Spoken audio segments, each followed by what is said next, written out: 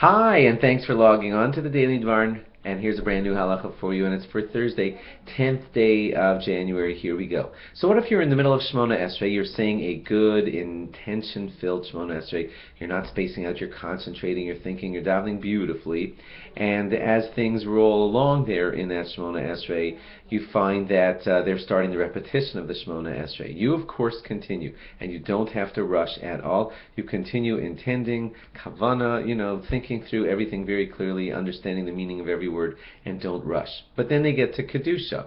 Kedusha is something that we all want to respond to, but you're in the middle of Shemona Esrei. Generally, when you're in the middle of Shemona Esrei, you do not respond to Kedusha at all. You're in the middle of Shemona Esrei. That's a time when we don't speak, we don't communicate, we don't do anything else, and we don't involve ourselves in Kedusha either. But you do stop.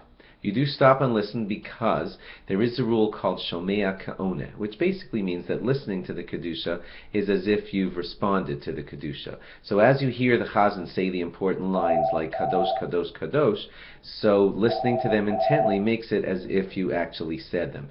So hearing them is as if you said them. And that's what you should do if you are in the middle of Shemona Esrei. When he gets to the end of Kedusha, you do not answer Amen, you don't say Baruch Hu, Baruch Shema, or anything of that sort. You just listen to the important lines, and listening to them intently is as if you had said them. Now, if you are at the end of Shemona Esrei, then you are eligible to respond to, I'll explain in just a second what the end of Shemona Esrei means, but you're eligible to respond to the important lines like Kadosh, Kadosh, Kadosh, and the line of Baruch Kavod Hashem Imkamo, and according to some, the phrase of Yimloch.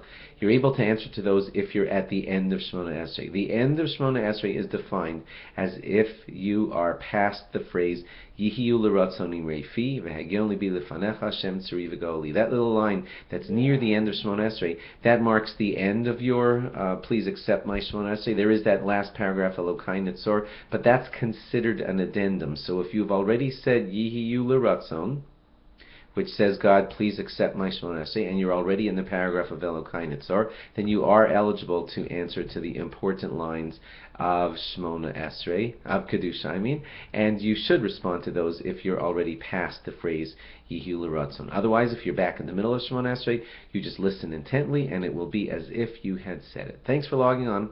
Log on again tomorrow for more. Bye-bye.